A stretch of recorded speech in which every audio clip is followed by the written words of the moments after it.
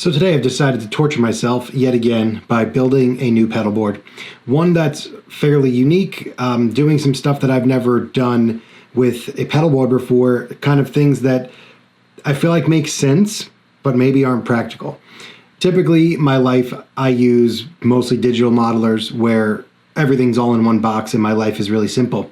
So for my session board, my studio rig, and I don't know if I ever decide to take this out of the house, probably not, because my life has been making a living using the digital floorboards and I've been totally fine with that. But this is for those times where I feel like I'm missing something, where I feel like going back to the old school stuff, the real pedals. When I record here at home, I am using my tube amps. I have a whole tube amp rack over here that's got a 63 Bassman, Sir SL67.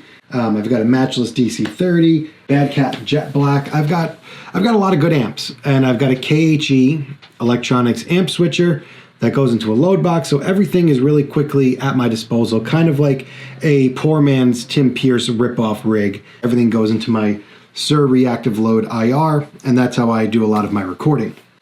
So I've roughed together this crazy pedal board. Let's look at it. I am not by any means a professional when it comes to pedal board building. I hate building pedal boards.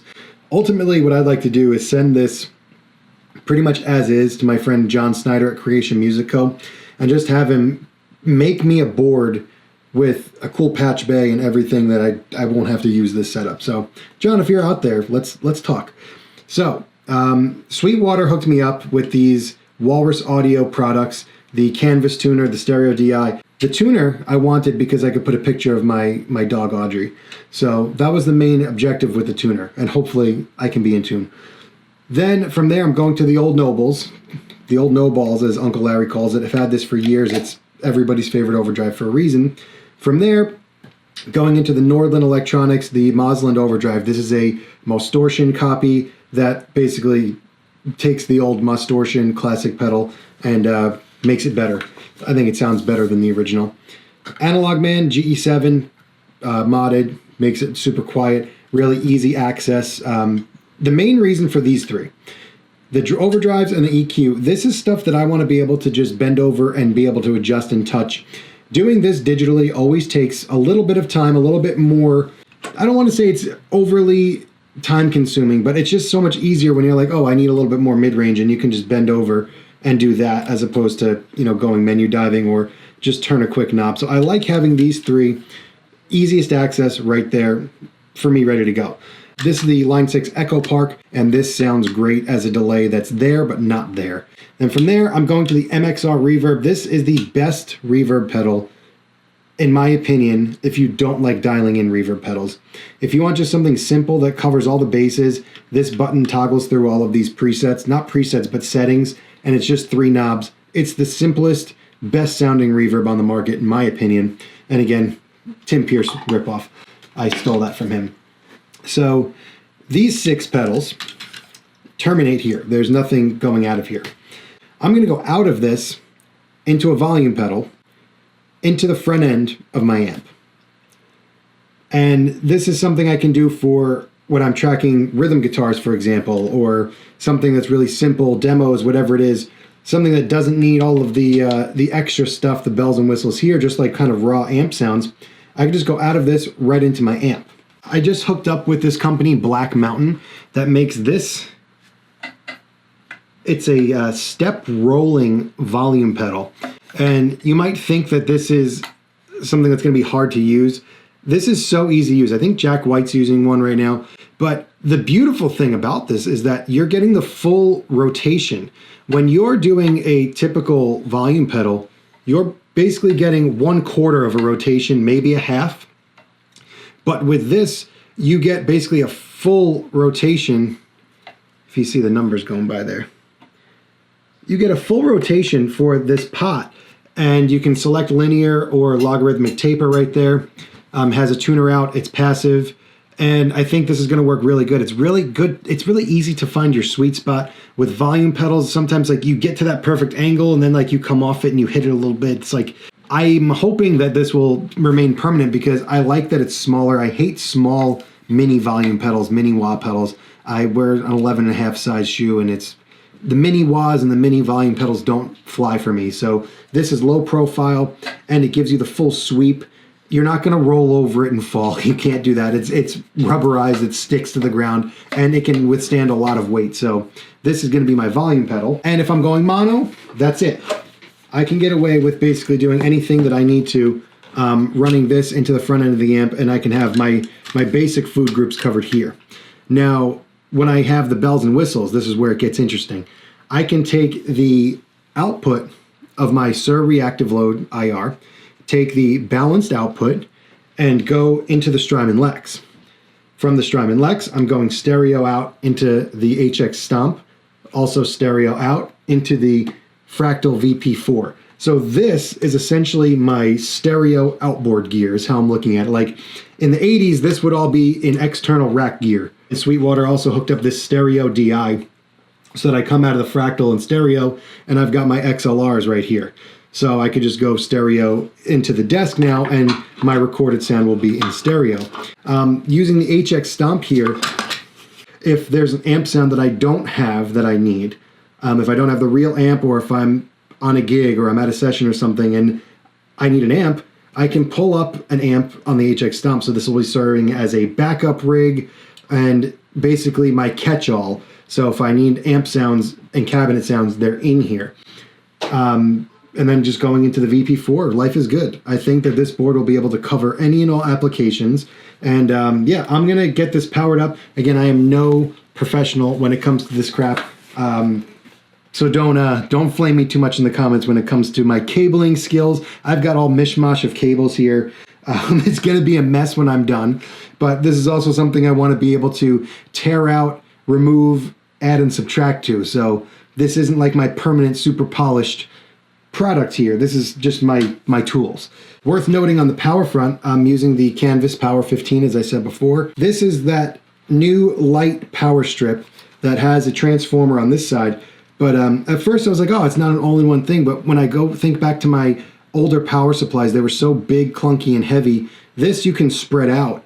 And you can also, you're not stuck plugging the heavy side and then having the outlets on the same area, if that makes sense. So I could put my outlet on the far side and I can put this up where the pedals are and have much easier access to this. It's got a USB-C out on it too, so I could charge any devices on it.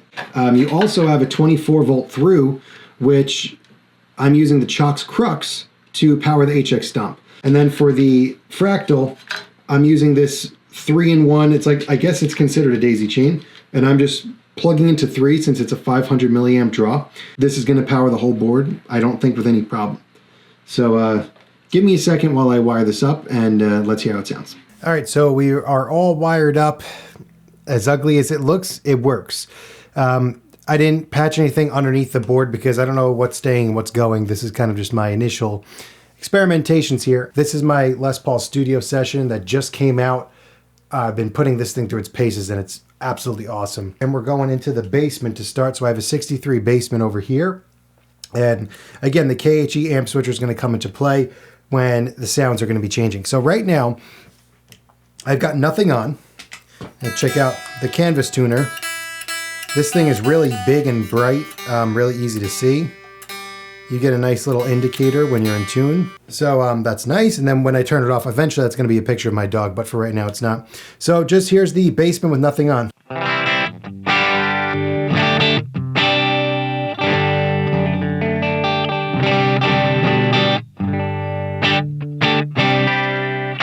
So now if I'm just using the front end board, I have my Nobles here.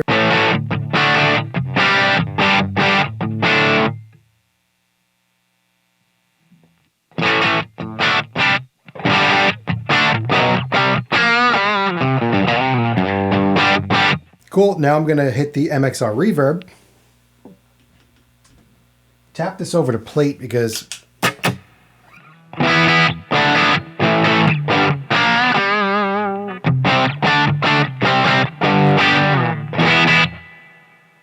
so now I've got a good front end sound, just everything going right into the front end of the amp.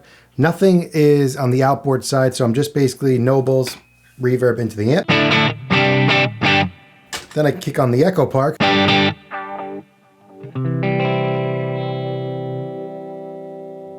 bring down that mod a little bit.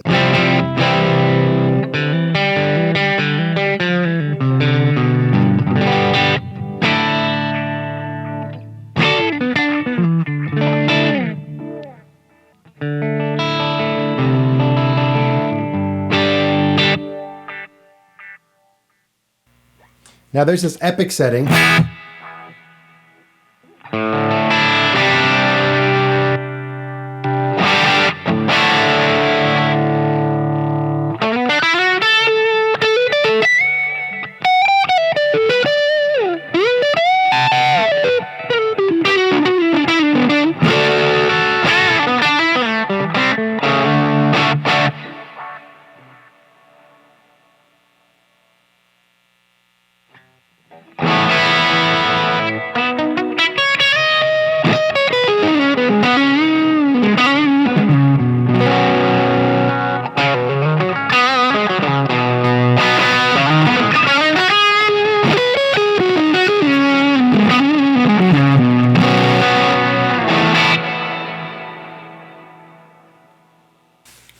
Then obviously the analog EQ, you could do really anything with that.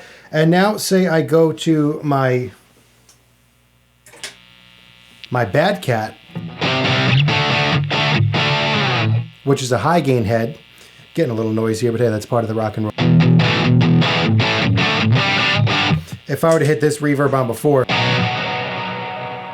it's going to explode in there. So through the more higher gain stuff, oh, kick the overdrive off also.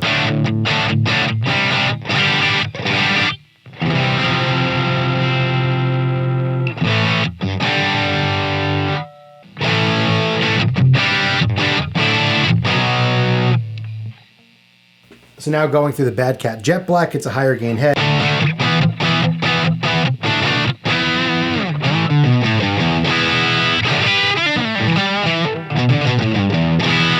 And now the Fractal, I'm using my Leon Todd, not mine, this is Leon Todd's presets. I haven't dialed a ton of stuff in on this yet because I don't really need to. And the good part about now having this volume pedal is I can hide my noise.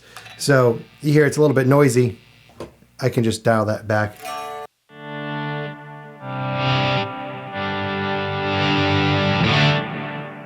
You see how much more of a sweep you get with this volume pedal? Like I'm going that whole time. Any other Croc fans? I love my Crocs.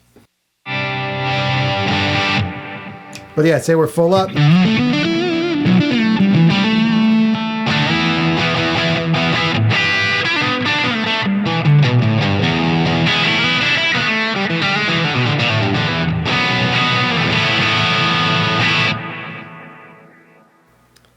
Hit some pitch modulation. Let's go all four. This is Leon's whole preset.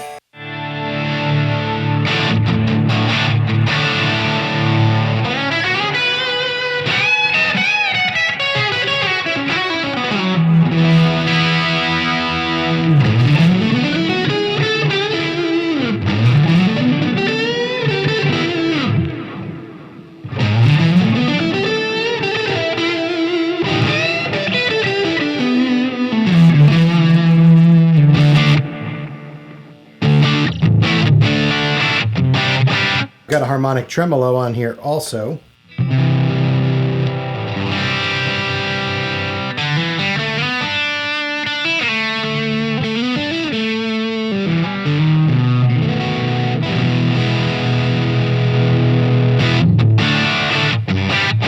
So now let's meet in the middle. I just switched over to my matchless DC30.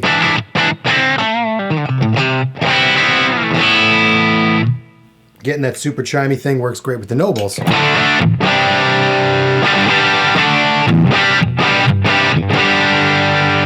Now say I want to...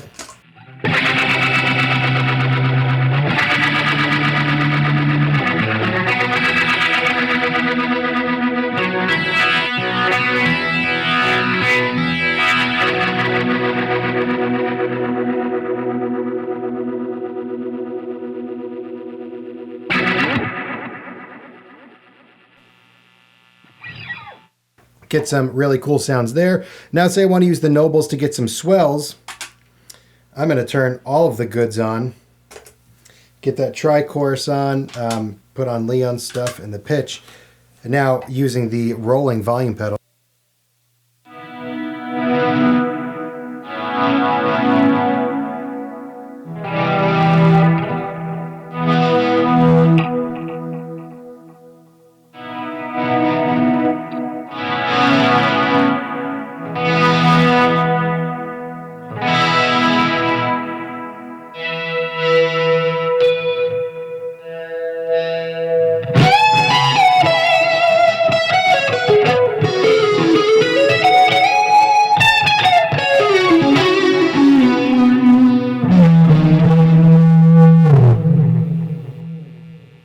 So tons of great sounds already just from setting this up. I don't have a ton of stuff dialed in. Like I said, I'm using Leon's preset. I've got some stuff on the HX dialed in, just some delay stuff. So turn those off.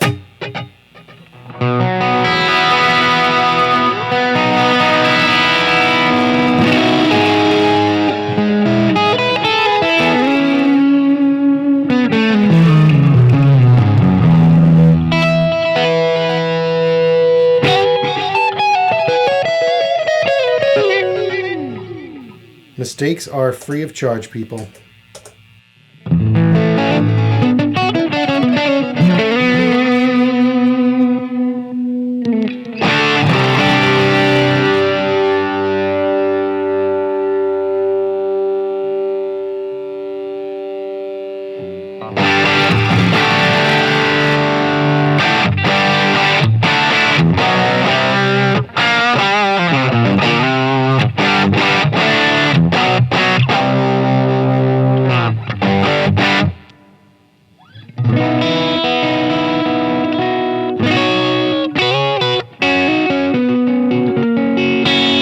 Now say I want to go back to the front end reverb.